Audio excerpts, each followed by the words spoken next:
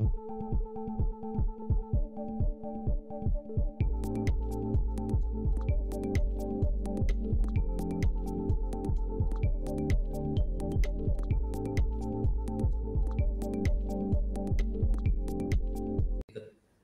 gitu ya.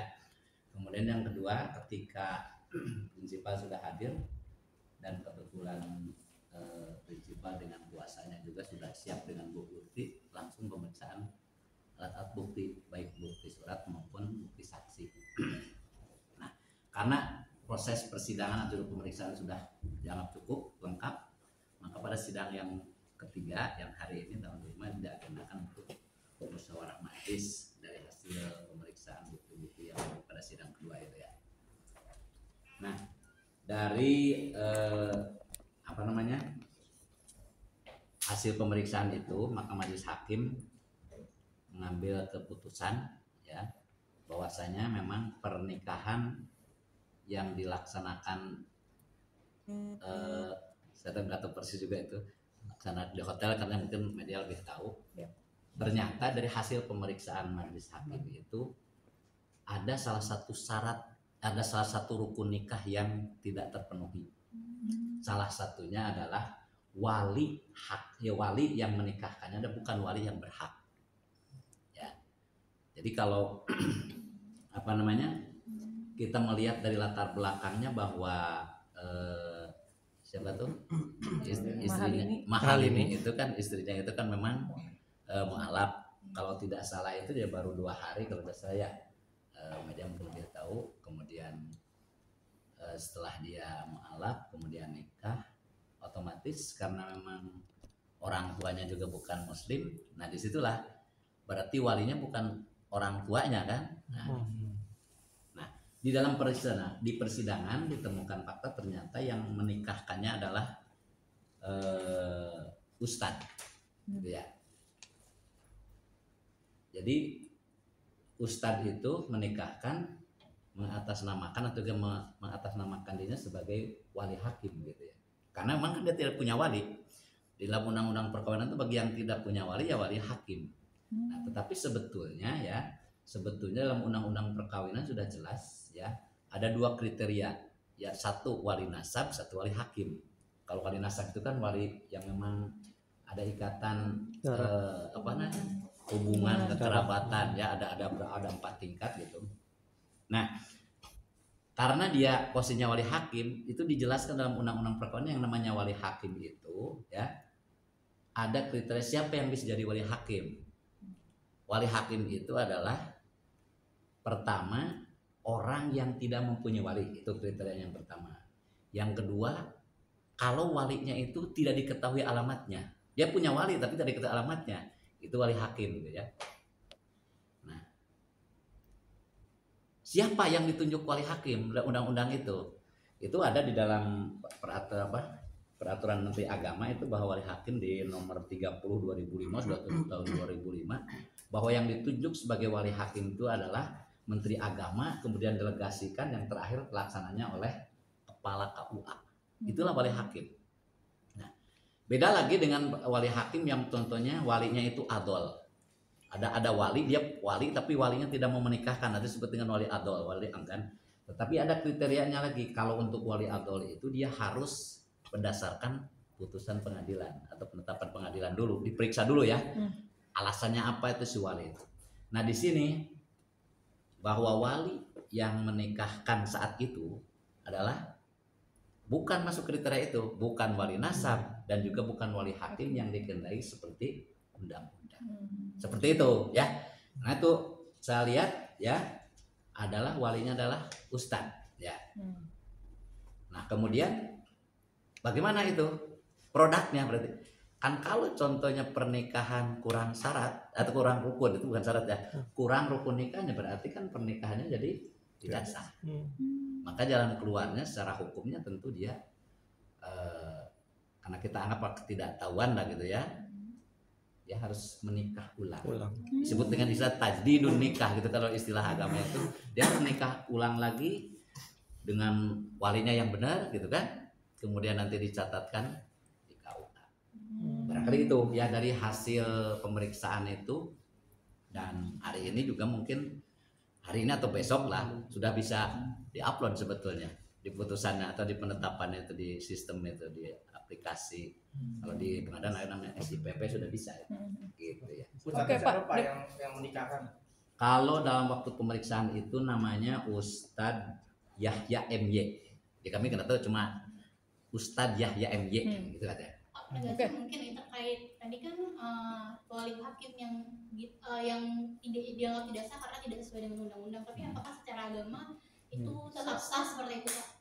Nah justru itu ya, jadi istilah pengertian wali hakim menurut pandangan masyarakat pada umumnya masih ada menganggap bahwa wali itu yang ditunjuk atau yang dipilih oleh para pihak atau juga oleh baik pemohon atau pemohon atau juga oleh pihak keluarga suami atau istri. Karena dia tidak ada wali, kemudian dia menunjuk seorang disebutlah pemandangannya sebagai wali hakim. Padahal dalam undang-undang tidak seperti itu. Ya, dan bisa ada pandangan masyarakat, bahkan ada yang mengartikan juga mengistilahkan bukan wali hakim, wali muhakam katanya. Gitu ya. Muhakam itu maksudnya yang ditunjuk oleh para pihak gitu, oleh keluarga pihak laki-laki. Nah itulah yang mungkin masih ada anggapan di masyarakat. Pak, ya. Singkatnya berarti permohonannya belum bisa dikabulkan oleh hakim gitu ya Pak? Ditolak berarti? Ditolak gitu ya Pak? Ya otomatis ditolak gitu ya.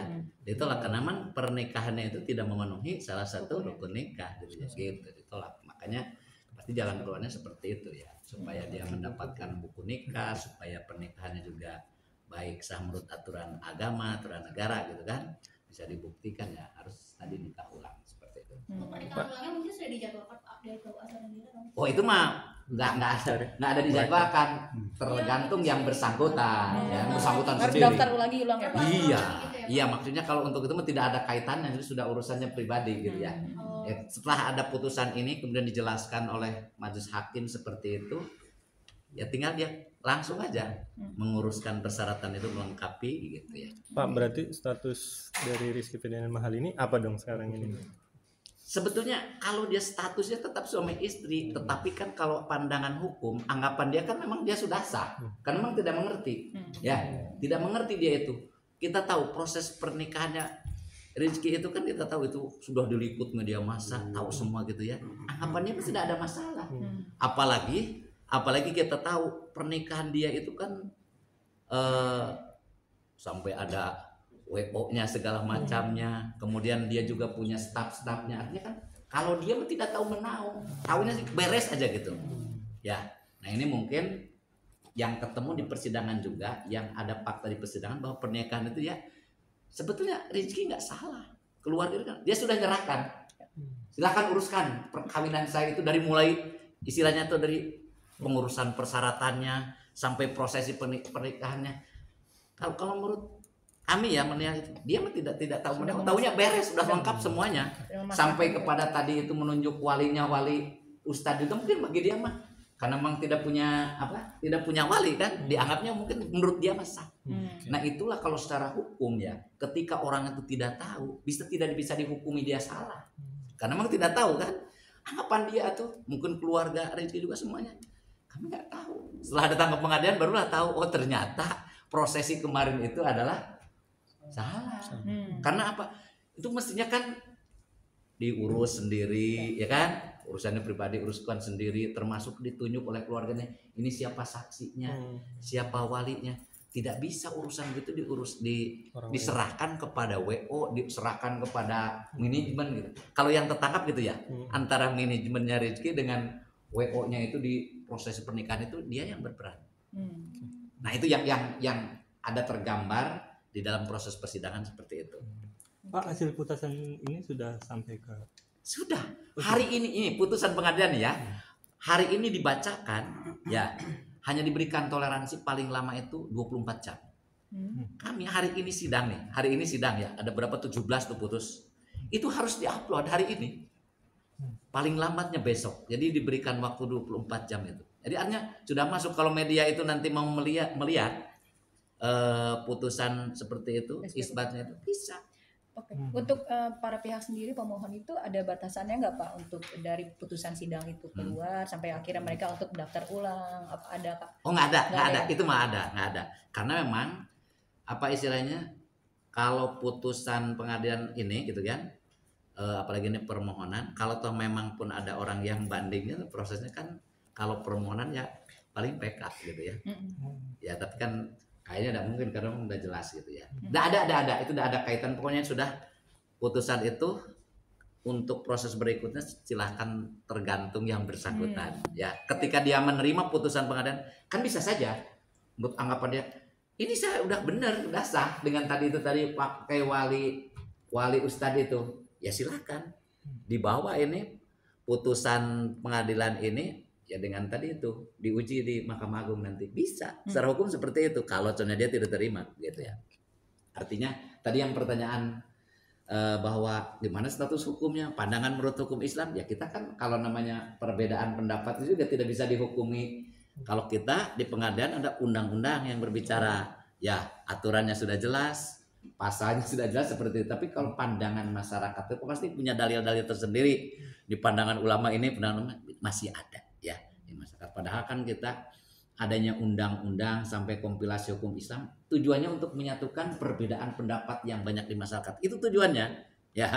Ya jadi ya mudah-mudahan lah ini juga jadi pembelajaran bagi semuanya ya. Kalau ada kasus-kasus yang seperti itu bisa jadikan pelajaran. Memang Masya Allah perbuatan yang sakral ya, pernikahan kemudian prosesinya diserahkan kepada manajemen atau WO itu kan kayaknya kurang pas. Itu aja ya, artinya jadi pembelajaran bagi kita. Itu ada hal-hal yang sifatnya sakralnya itu pun harus langsung oleh orang yang bersangkutannya, mungkin hanya juga kepada yang berkompeten. Kalau contohnya kemarin saja ya, dia mungkin ya komunikasi dengan kepala KUA ya, nah gitu ya, tidak langsung kan kalau kesannya itu kayak seperti terburu-buru gitu ya.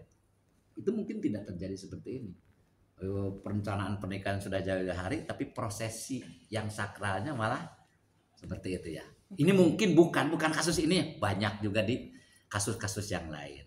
Nah itu mungkin kita dapat ilmu, dapat pengalaman atau pembelajaran dari yang terjadi ini seperti itu. Pak, kalau boleh tahu alat bukti sama saksi yang dihadirkan itu apa aja sih Pak? Kalau dari pihak mereka Pak? Alat bukti itu yang kemarin untuk proses persidangan itu yang pertama ya identitas para pihak, berarti kan seperti KTP gitu ya, KTP-nya pemohon 1, pemohon 2 ya Rizky sama Mahal ini itu. Kemudian juga akta kelahiran ya untuk menentukan ya kapan lahirnya kan, akta kelahiran. Kemudian juga ada kartu keluarga. Ada juga ini karena orang menikah secara Islam ada sertifikat masuk Islam, syahadah namanya itu ya. Syahadah ada juga itu, Bapak catat itu.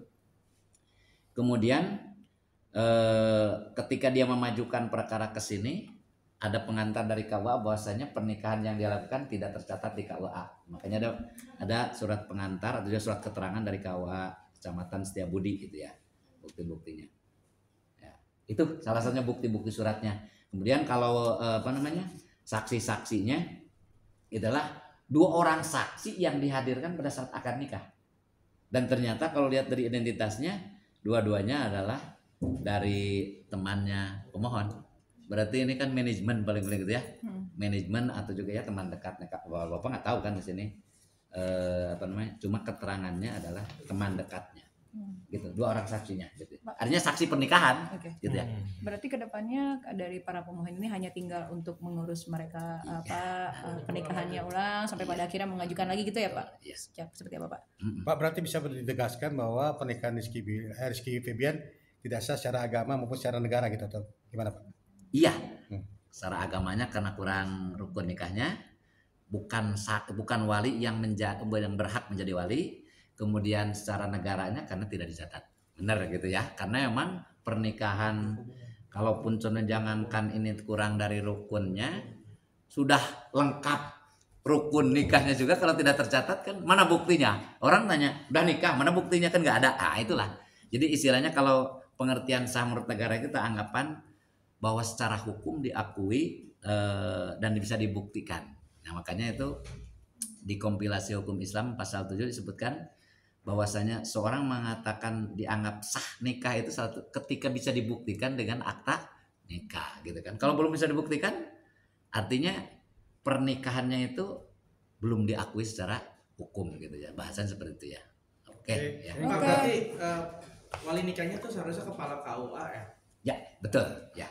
Ketika di dalam pemeriksaan kan kalau daftar KUA itu pemeriksaan bahwasanya tidak ada walinya, siapa walinya. Maka di situ ada dokumen yang harus dilengkapi karena dia tidak ada wali, karena dia orang tuanya beda agama. Nanti ada dokumen dipenuhi bahwa walinya itu adalah wali hakim.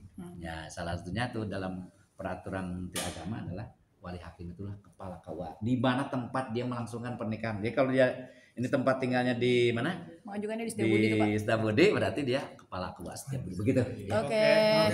Makasih. Oke. Terima kasih Saya ulang-ulang lagi banyak. nanya.